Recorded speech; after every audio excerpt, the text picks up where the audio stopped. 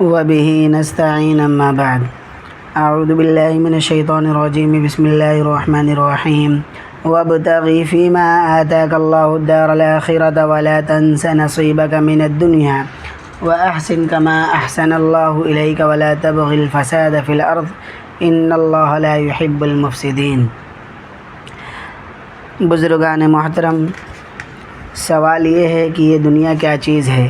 دنیا کے مال و اسباب اور اس کے عیش و آرام کی حقیقت کیا ہے؟ کس حد تک اسے اختیار کیا جا سکتا ہے اور کس حد تک اس سے اجتناب ضروری ہے؟ یہ بات ذہنوں میں پوری طرح واضح نہیں ہے۔ ذہنوں میں تھوڑی سی الجھن اس لیے بھی پیدا ہوتی ہے کہ یہ جملے کثرت سے کانوں میں پڑتے رہتے ہیں کہ قرآن و حدیث میں دنیا کی مذمت کی گئی ہے۔ ایک روایت میں ہے کہ نبی کریم صلی اللہ علیہ وسلم نے فرمایا الدنیا جیفۃ وطالبوها کلاب، کہ دنیا ایک مردار جانور کی طرح ہے اور اس کے پیچھے لگنے والے کتوں کی طرح ہے۔ اس حدیث کو اگرچہ بعض علماء نے لفظاً موضوع کہا ہے، لیکن ایک مقولے کے اعتبار سے اس کو صحیح تسلیم کیا گیا ہے۔ تو دنیا کو مردار قرار دیا گیا اور اس کے طلبگار کو کتا قرار دیا گیا۔ اسی طرح قرآن کریم میں فرمایا گیا وَمَا الْحَيَاةُ الدُّنْيَا إِلَّا مَتَاعُ الْغُرُورِ، یہ دنیا کی زندگی دھوکے کا سامان ہے۔ قرآن کریم میں ایک اور جگہ فرمایا گیا إِنَّمَا أَمْوَالُكُمْ وَأَوْلَادُكُمْ فِتْنَةٌ، تمہارا مال اور تمہاری اولاد تمہارے لیے ایک فتنہ ہے، ایک آزمائش ہے۔ ایک طرف تو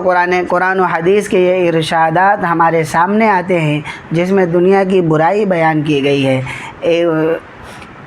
ایک طرف صورتحال کو دیکھ کر بعض اوقات دل میں یہ خیال پیدا ہوتا ہے کہ اگر مسلمان بننا ہے تو دنیا کو بالکل چھوڑنا ہوگا۔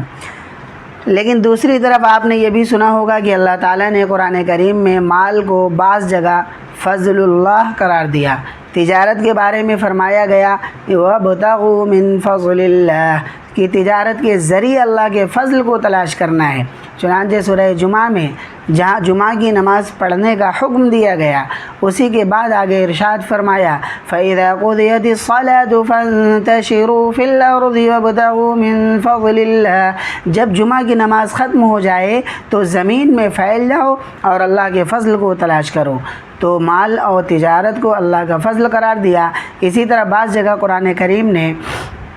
مال کو خیر یعنی بھلائی قرار دیا، اور یہ دعا تو ہم اور آپ سب پڑھتے رہتے ہیں ربنا آتنا فی الدنیا حسنۃ وفی الآخرۃ حسنۃ وقنا عذاب النار، اے اللہ ہمیں دنیا میں بھی اچھائی عطا فرمائیے اور آخرت میں بھی اچھائی عطا فرمائیے۔ تو بعض اوقات ذہن میں یہ الجھن پیدا ہوتی ہے کہ ایک طرف تو اتنی برائی کی جا رہی ہے کہ اس کو مردار کہا جا رہا ہے، اس کے طلبگاروں کو کتا کہا جا رہا ہے، اور دوسری طرف اس کو اللہ کا فضل قرار دیا جا رہا ہے، خیر کہا جا رہا ہے اور اس کی اچھائی بیان کی جا رہی ہے۔ تو ان میں سے کون سی بات صحیح ہے؟ واقعہ یوں ہے کہ قرآن و حدیث کو صحیح طریقے سے پڑھنے کے بعد جو صورتحال واضح ہوتی ہے وہ یہ ہے کہ اللہ تبارک و تعالی اور اللہ کے نبی صلی اللہ علیہ وسلم ہم سے یہ نہیں چاہتے کہ ہم دنیا چھوڑ کر بیٹھ جائیں۔ عیسائی مذہب میں تو اس وقت تک اللہ کا قرب حاصل نہیں ہو سکتا تھا جب تک انسان بیوی، بچوں اور گھر بار اور کاروبار کو چھوڑ کر نہ بیٹھ جائے، لیکن حبیب کبریا صلی اللہ علیہ وسلم نے جو تعلیمات ہمیں عطا فرمائی اس میں یہ کہیں نہیں کہا کہ تم دنیا کو چھوڑ دو، کمائی نہ کرو، تجارت نہ کرو، مال حاصل نہ کرو، مکان نہ بناؤ، بیوی بچوں کے ساتھ نہ ہنسو، نہ بولو، نہ کھانا کھاؤ۔ اس قسم کا کوئی حکم شریعت محمدیہ میں موجود نہیں ہے۔ ہاں، یہ ضرور کہا گیا ہے کہ یہ دنیا تمہاری آخری منزل نہیں، یہ تمہاری زندگی کا آخری مقصد نہیں۔ یہ سمجھنا غلط ہے کہ ہماری جو کچھ کارروائی ہے وہ صرف اسی دنیا سے متعلق ہے، اس سے آگے ہمیں کچھ نہیں سوچنا ہے اور نہ کچھ کرنا ہے، بلکہ یہ کہا گیا ہے کہ یہ دنیا در حقیقت اس لیے ہے تاکہ تم اس میں رہ کر اپنی آنے والے ابدی زندگی یعنی آخرت کی زندگی کے لیے کچھ تیاری کر لو، اور آخرت کو فراموش کیے بغیر اس دنیا کو اس طرح استعمال کرو کہ اس میں تمہاری دنیاوی ضروریات بھی پوری ہوں اور ساتھ ساتھ آخرت کی جو زندگی آنے والی ہے ہے اس کی بھلائی بھی تمہارے پیش نظر ہو۔ یہ تو ایک کھلی ہوئی حقیقت ہے جس سے کوئی بد سے بدتر کافر بھی انکار نہیں کر سکتا کہ ہر انسان کو ایک دن مرنا ہے، موت آنی ہے۔ یہ وہ حقیقت ہے جس کا آج تک کوئی شخص انکار نہیں کر سکا، یہاں تک کہ لوگوں نے خدا کا انکار کر دیا، لیکن موت کا منکر آج تک کوئی پیدا نہیں ہوا۔ کسی نے یہ نہیں کہا کہ مجھے موت نہیں آئے گی، میں ہمیشہ زندہ رہوں گا۔ اور اس میں بھی کوئی اختلاف نہیں کہ کسی کو نہیں معلوم کہ کس کی موت کب آئے گی۔ بڑے سے بڑا سائنسداں، بڑے سے بڑا ڈاکٹر، بڑے سے بڑا سرمایہ دار، مالدار، بڑے سے بڑا فلسفی، وہ یہ نہیں بتا سکتا کہ میری موت کب آئے گی۔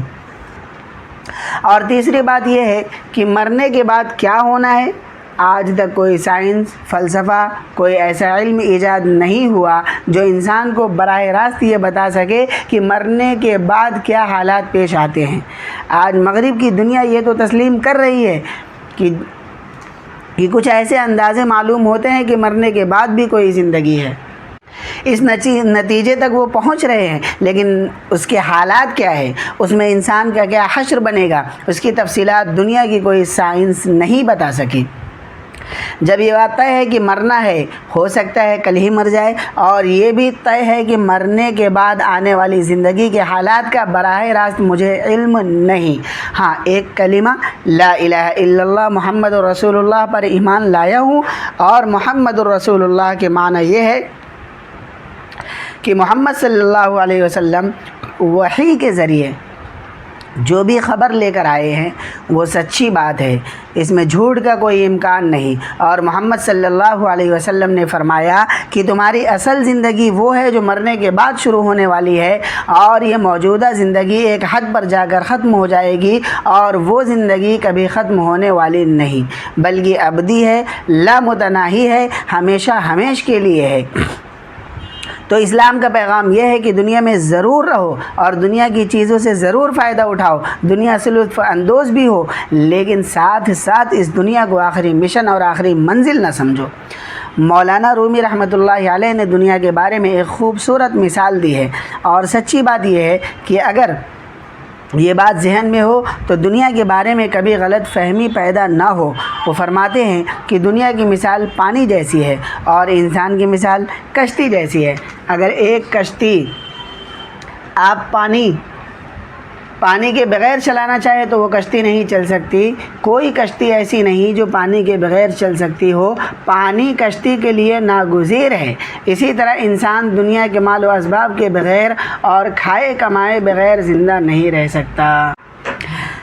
آگے فرماتے ہیں کہ یہ پانی اس وقت تک کشتی کے لیے فائدہ مند ہے جب تک وہ کشتی کے ارد گرد اور نیچے ہو۔ اگر یہ پانی کشتی کے اندر گھس آئے تو وہ کشتی کے لیے فائدہ مند ہونے کے بجائے کشتی کو ڈبو دے گا۔ تو مولانا رومی فرماتے ہیں کہ دنیا جب تک انسان کے ارد گرد اور اس کے چاروں طرف ہے اور انسان اس سے اپنی ضروریات پوری کر رہا ہے، کھا رہا ہے، پی رہا ہے، کما رہا ہے، اس وقت تک وہ اس کے لیے بہترین سرمایہ زندگی ہے اور وہ خیر ہے اور فضل اللہ ہے۔ لیکن جس روز یہ دنیا ارد گرد سے ہٹ کر دل کی کشتی میں اس طرح داخل ہو گئی کہ ہر وقت اس کی محبت، اس کی فکر، اس کا خیال اس طرح اس کے دل و دماغ پر چھا گیا کہ بس اب دنیا کے سوا کچھ دکھائی نہیں دیتا، دنیا کے سوا کوئی خیال نہیں آتا، تو اس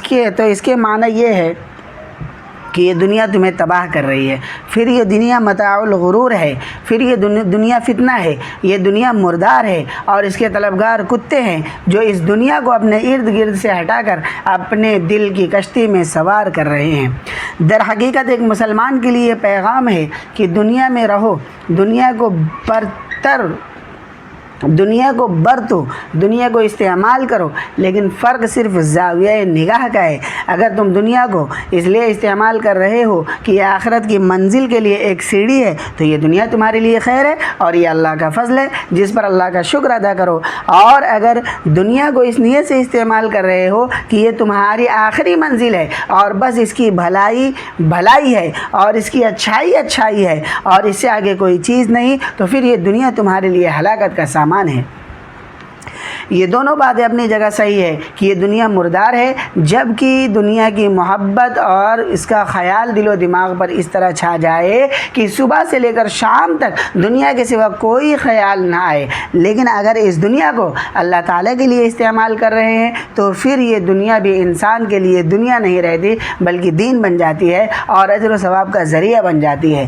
اور دنیا کو کیسے دین بنایا جاتا ہے، اس کا طریقہ قرآن کریم نے اس آیت میں بیان فرمایا جو میں نے آپ کے سامنے ابھی تلاوت کی۔ یہ سورہ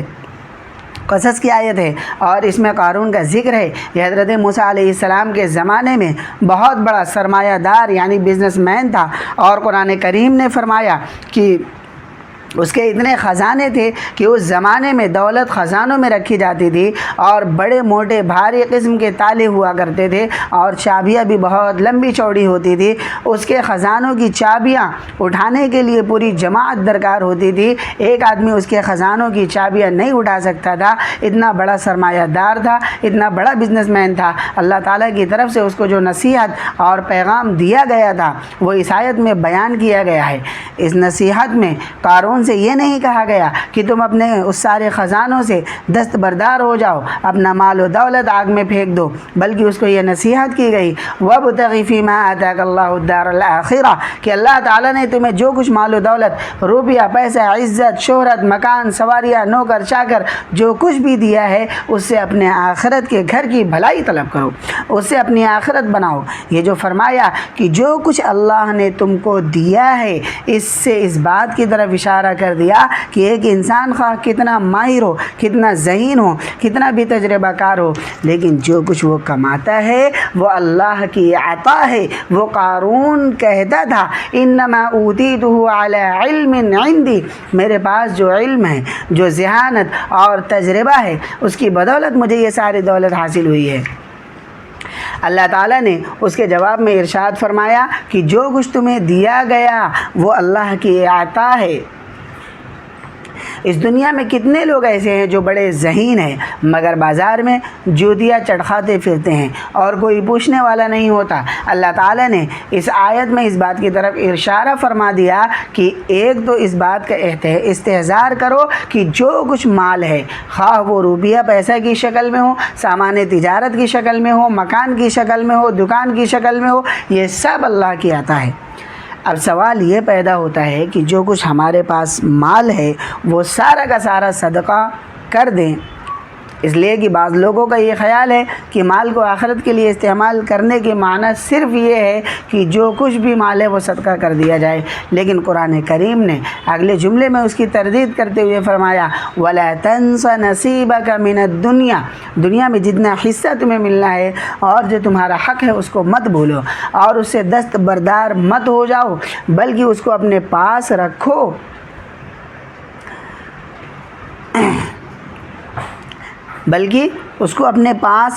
لیکن اس مال کے ساتھ یہ معاملہ کرو وَأَحْسِن كَمَا أَحْسَنَ اللَّهُ إِلَيْكَ، جس طرح اللہ تبارک و تعالی نے تمہارے ساتھ احسان کیا کہ تم کو یہ مال عطا فرمایا، اسی طرح تم بھی دوسروں کے ساتھ احسان کرو، دوسروں کے ساتھ حسن سلوک کرو۔ اور آگے فرمایا وَلَا تَبْغِ الْفَسَادَ فِي الْأَرْضِ، اور اس مال کو زمین میں فساد اور بگاڑ پھیلانے کے لیے استعمال مت کرو۔ اس زمانے میں ہم غور کریں تو جو بڑے بڑے مالدار ہیں، جو بڑے پاورفل ہیں، جن کے پاس عہدہ ہے، طاقت ہے، پاور ہے، وہ اپنے پیسوں کا غلط استعمال کرتے ہیں لوگوں کے مکانات گروانے کے لیے، لوگوں کی جان لینے کے لیے، لوگوں کے درمیان اختلافات پیدا کرنے کے لیے، لوگوں کو آپس میں لڑانے کے لیے۔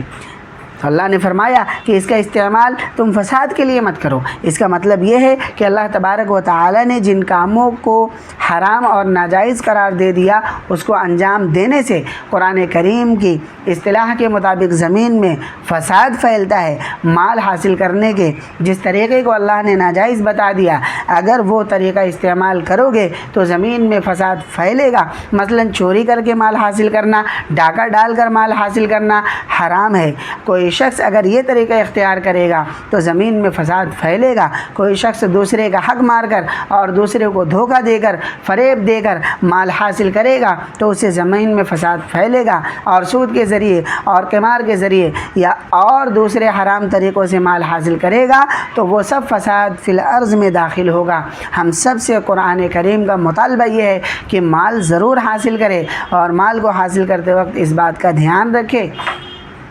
کہ مال حاصل کرنے کا یہ طریقہ حلال ہے یا حرام۔ اگر وہ حرام ہے تو پھر چاہے وہ کتنی ہی بڑی دولت کیوں نہ ہو اس کو ٹھکرا دو، اگر وہ حلال ہے تو اس کو اختیار کرو، چاہے کتنی ہی محنت کیوں نہ کرنی پڑے۔ یاد رکھیے، مال اپنی ذات میں کوئی نفع دینے والی چیز نہیں۔ بھوک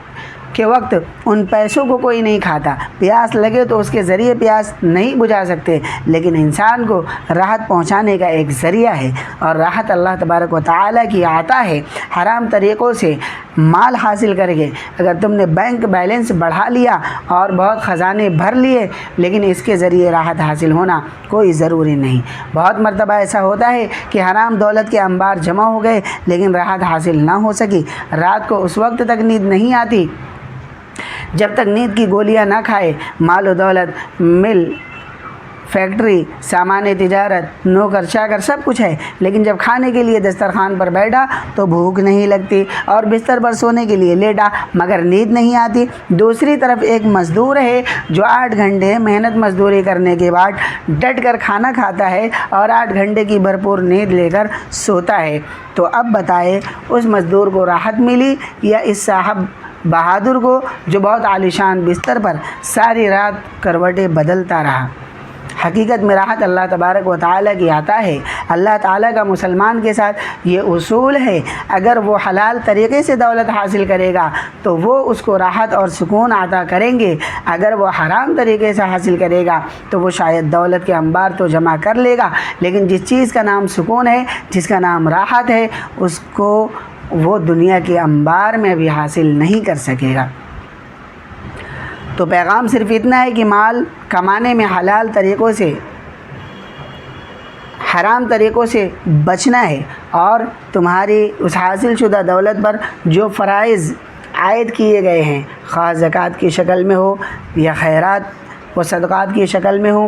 ان کو بجا لاؤ، اور جس طرح اللہ تعالیٰ نے تمہارے ساتھ احسان کیا ہے تم دوسروں کے ساتھ احسان کرو۔ اگر انسان یہ اختیار کر لے اور جو نعمت انسان کو ملے اس پر اللہ تعالیٰ کا شکر ادا کرے تو دنیا کی ساری نعمتیں اور دولتیں دین بن جائے گی، اور وہ سب اجر بن جائے گی۔ پھر کھانا کھائے گا تو بھی اجر ملے گا، اور پانی پیے گا تو بھی اجر ملے گا، تجارت کرے گا تو بھی اجر ملے گا، اور دنیا کی راحتیں اختیار کرے گا تو اس پر بھی اجر ملے گا، کیونکہ اس نے اس دنیا کو اپنا مقصد نہیں بنایا بلکہ مقصد کے لیے ایک راستہ اور ایک ذریعہ قرار دیا ہے، اور اس کے ذریعے وہ اپنی آخرت تلاش کر رہا ہے، حرام کاموں سے بچتا ہے اور اپنے واجبات کو ادا کرتا ہے تو ساری دنیا دین بن جاتی ہے، اور وہ دنیا اللہ تعالیٰ کا فضل بن جاتی ہے۔ اللہ تعالیٰ ہم سب کو اس بات کی صحیح فہم بھی عطا فرمائے اور اس کے مطابق عمل کی توفیق عطا فرمائے۔